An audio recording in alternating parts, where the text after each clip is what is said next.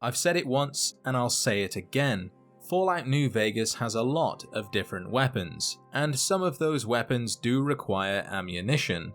But what if you wanted to use a gun, but not any bullets? In today's video, we'll be finding out if you can beat Honest Hearts using only Joshua's Pistol Whippin 45. The rules are simple. I can only use Joshua's Pistol Whippin 45 to kill enemies. Story-related deaths and enemies that die during scripted events are fine.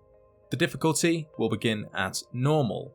This can change to suit the challenge, so if I find things too easy, the difficulty will be increased, and if I find things absolutely impossible, the difficulty will be lowered.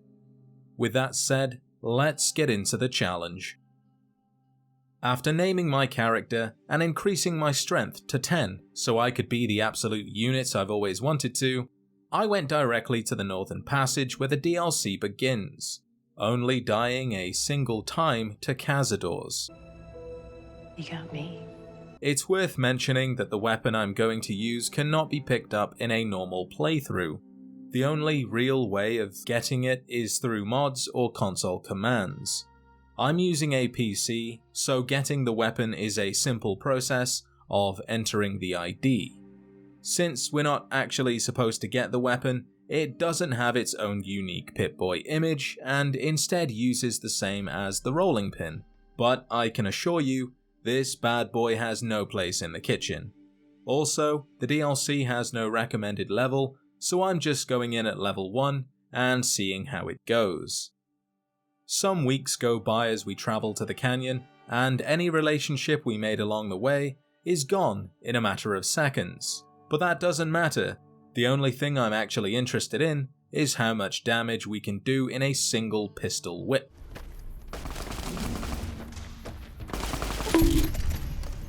That was surprising. I'm going to say that the white leg was already hurt and try out a few more enemies first before changing the difficulty.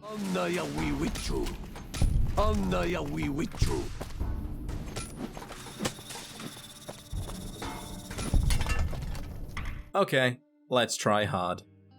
The road to Joshua wasn't anything to write home about. A scripted event with a Yao Guai and a couple rad scorpions was all she wrote. Who is she exactly? I have no idea, and with how things are in today's world, I'm too afraid to ask. I don't know what the hell is going on. I just don't know. But I do know this much. I'm scared as hell. Inside Angel Cave, I met my all-time favorite Fallout character, Joshua Graham. What he essentially wants is to exterminate the Whitelegs and needs me to collect some stuff and take it to his buddy Daniel. Nuff said.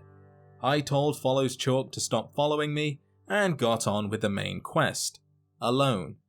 I collected the broken compass from the scout bus, whipped a family of geckos into submission, fell to my death, played slaps with a bear, lost, tried again, won, and fell to my death again. If only I had the cat ring. I understood that reference. Down the road I met several young green geckos. My experience with geckos is a lot like searching for something online. You expect the results to make sense. After all I'm doing is killing a gecko. But in reality, a gecko is much harder than you think. This encounter was much like searching for a water bottle for your latest pet. It sounds easy, but then you find a portable dog travel water kettle cat dog water dispenser, pet travel water bottle foldable pet dog cat travel water drinking feeder, blue. And that's not how I saw things going. Long story short, I died. So, like all dead people do, I went swimming, got revenge on their children, found walkie-talkies, went cliff diving, killed some Whitelegs to remind myself that I could actually kill things deadlier than a boot filled with thumbtacks, grabbed a first aid, collected lunchboxes, and beat a bear with the butt end of a gun. Without VATS, might I add. With the items gathered, I went to the Sorrows camp to speak with Daniel. Daniel wants help, so help him we shall, but not before telling Waking Cloud to go away. Paz Patasuba. What? Some words of encouragement later, I tried my luck against another young green gecko. He was on his own, so I thought why not bump him with the gun really hard until he stops moving. I did try, but for some reason he ran away and just didn't stop. So I killed something else, giant spore plants. They hit hard, but they were also easy to avoid. A couple traps later, I had a map and was on my way to deal with the whitelegs at their camp. I then got chased by what seemed like one of every animal, and did the only thing I could be bothered to do, which was bravely swim to safety. Or at least that's what I thought I was doing.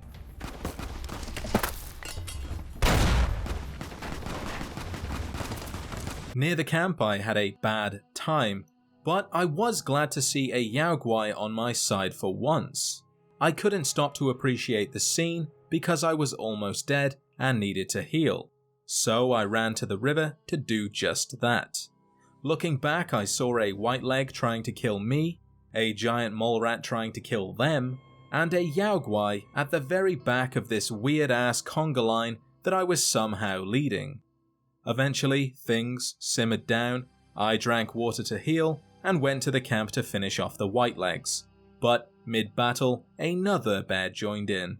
I strategically retreated, placing the sturdiest thing I could find between myself and the bear, which of course was a tent, and watched on in awe as the bear completed the quest for me. 3 attempts later, the bear was dead, and I was feeling pretty smug to have made it this far.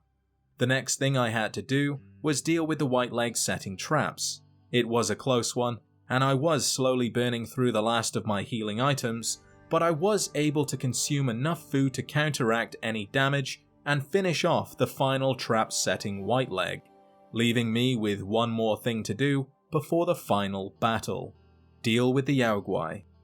Now I don't remember this being a part of the main quest, but when it told me to plant explosives, I thought to myself, I can't do that, because that's breaking the first rule.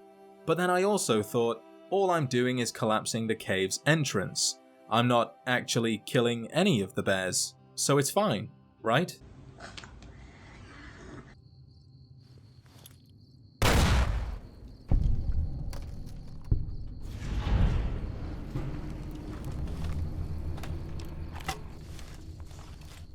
Either way it happened, and Daniel was pretty happy with the results, until I told him that the Sorrows, the innocent tribe that he loves so much, should become brutal murderers and fight for their land. No, why? Why? At this point, Joshua joins you. He is a companion, full stop. He cannot be dismissed like Follows Chalk or Waking Cloud. All you can do is steam ahead and try to kill the enemies before he does, which is easier said than done.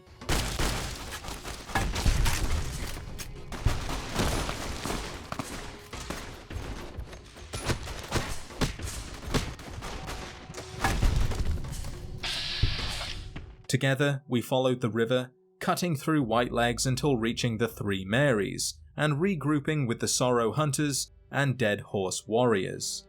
Shortly after the passage collapsed, Graham went one way, I went another, and after fighting through many whitelegs, storm drummers, bone breakers, painmakers, and everything in between, Salt Upon Wounds was captured.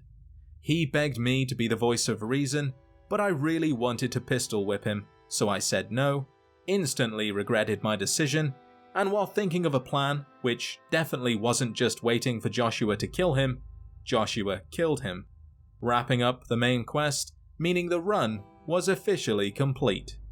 So, to answer the question, can you beat Honest Hearts using only Joshua's pistol whipping 45? Yes, you can. Be sure to show your support by liking the video and subscribing if you haven't already for more Fallout content. If there's anything you would like to see in a later video, leave a comment and I'll see what I can do. With that said, thank you, as always, for watching, and I'll see you in the next adventure.